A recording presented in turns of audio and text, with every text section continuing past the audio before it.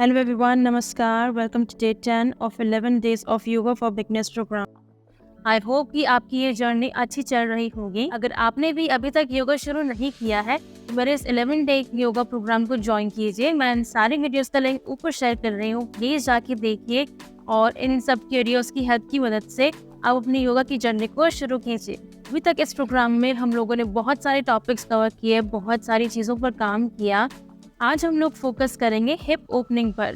हमारे हिप्स हमारी बॉडी के सबसे इम्पोर्टेंट और सबसे जटिल हिस्सों में से है।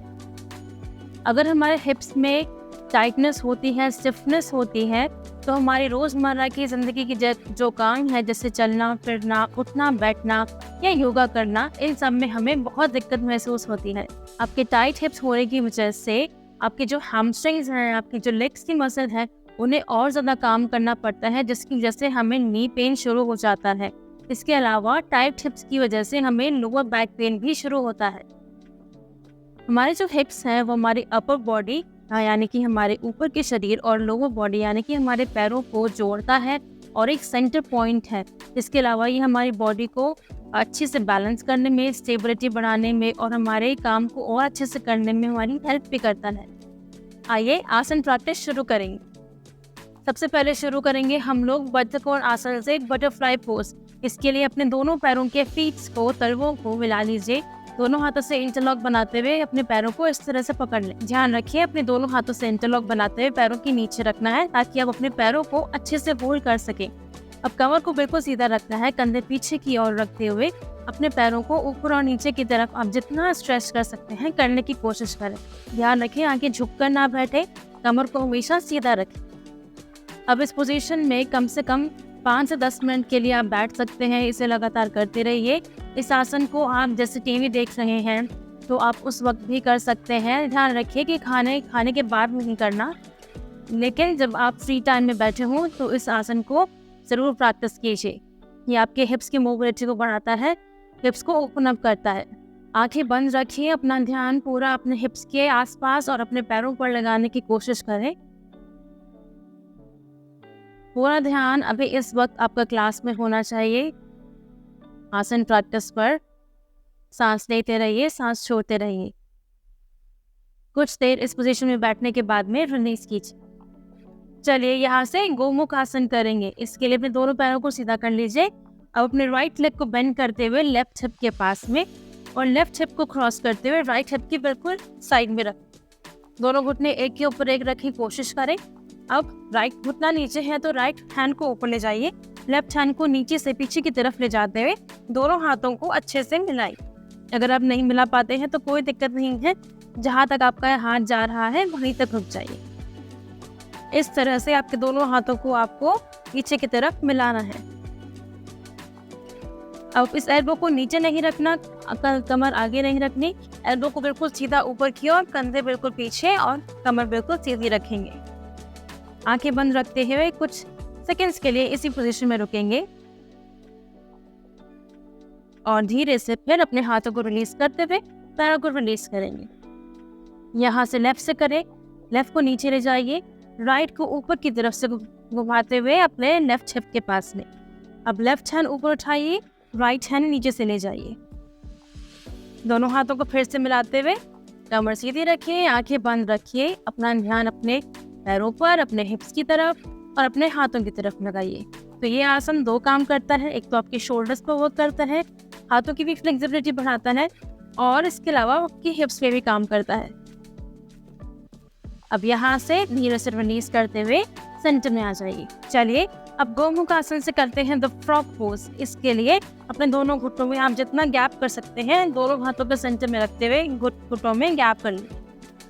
ठीक है, अब दोनों पैरों को, दोनों फीट्स को बाहर की तरफ इस तरह से लगाते हुए दोनों हाथों को आगे की तरफ ले जाइए और इस पोजीशन में बैठने की कोशिश कीजिए पीछे की तरफ। अब आप यहाँ अपने हिप्स में बहुत अच्छा खिंचाव महसूस करेंगे। यहाँ कुछ सेकंड्स के लिए रुकेंगे, कम से कम 10 सेकंड के लिए।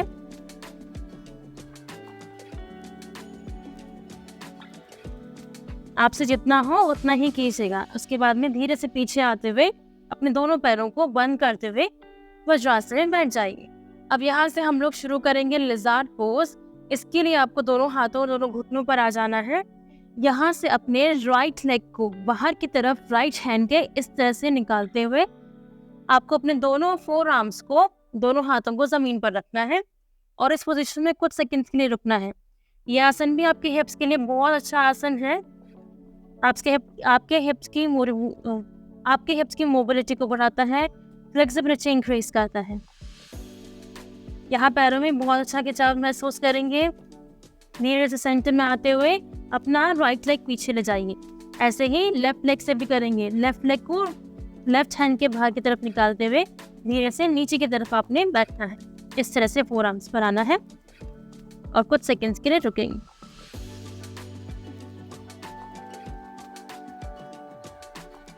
पैरों में अच्छा खिंचाव महसूस करेंगे। याद रखिए, ओवर स्ट्रेच नहीं करना है, जितना आपसे हो उतना ही कीजिए। अब धीरे से सेंटर में आते हुए अपने पैरों को पीछे ले जाते हुए बाल आसन में रिलैक्स करें। चलिए यहाँ से शुरू करते हैं पिजन पोज। एक बार राजकपोतासना। अब यहाँ से आपको लेफ्ट लेग को दोनों हाथों के बीच में ले जाना है। लेफ्ट लेग को राइट साइड में इस तरह से ले जाते हुए अपने पैरों पे बैठना है। अब ध्यान रखिएगा, जो आपको राइट लेग है वो पूरा जमीन की तरफ होना चाहिए, घुटने जमीन की तरफ होना चाहिए। अपने राइट लेग पे बैठने की कोशिश करें और धीरे से आगे की तरफ जाइए। दोनों हाथों को आगे स्ट्रेच करें, माथा जमीन पर रखें।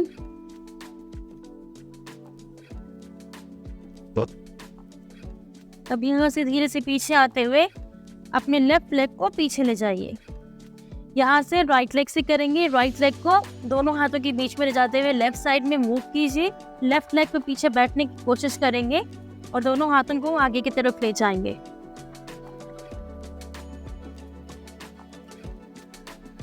कुछ सेकंड्स रुकने के बाद में अपने राइट लेग को पीछे ले जाइए और बाल आसन में रिलैक्स कीजिए।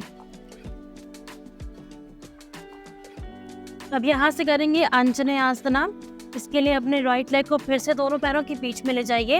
अब अपने राइट लेग पर आगे बैठने की कोशिश करें। ध्यान रखें, घुटना और आपका एंकल एक लाइन में होना चाहिए। इसके बाद दोनों हाथों को ऊपर उठाते हुए आगे की तरफ पैर पर बैठने की कोशिश करें। यह भी आपके हिप्स पर और आपके हैमस्ट्रिंग्स पर भी काम करता है। कुछ सेकंड्स में रुकने के बाद में दोनों हाथ जमीन रखिए और अपने राइट लेग को पीछे ले जाइए। अब लेफ्ट से करेंगे। लेफ्ट लेग को आगे ले जाते हुए अपने लेफ्ट लेग पे आगे की तरफ बैठिए, दोनों हाथ ऊपर की तरफ।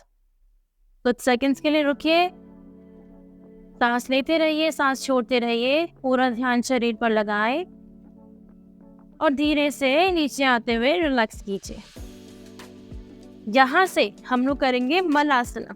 अपने राइट लेग को राइट हैंड के बाहर की तरफ और लेफ्ट लेग को लेफ्ट हैंड के बाहर की तरफ ले जाते हुए कमर बिल्कुल सीधी रखें। दोनों हाथों से नमस्कार पोजीशन बनाते हुए बिल्कुल सीधा बैठेंगे। इस तरह से आपको मलासन में बैठना है। ध्यान रहे, जिनको इंजरी है या स्लिप डिस्क की प्रॉब्लम है वो मलासना और अन्य आसनों को ना करें, और जिन्हें कमर में दर्द है या घुटनों में दर्द है वो इन आसन को बहुत ध्यान से प्रैक्टिस करें। अब यहाँ से रिलीज करते हुए दोनों हाथ सेंटर में रखिए और दोनों पैरों को पीछे ले जाते हुए रिलैक्स कीजिए। तो ये कुछ आसन प्रैक्टिसेस बहुत ज़रूरी है जो आपको डेली प्रैक्टिस करनी है, ताकि आप अपने हिप्स को फ्लेक्सिबल बना सके, ओपन कर सके और उनकी सारी स्टिफनेस को भी रिलीज कर सके।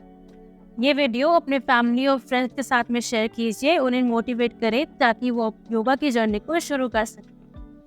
मैं मिलूंगी आपको नेक्स्ट टाइम।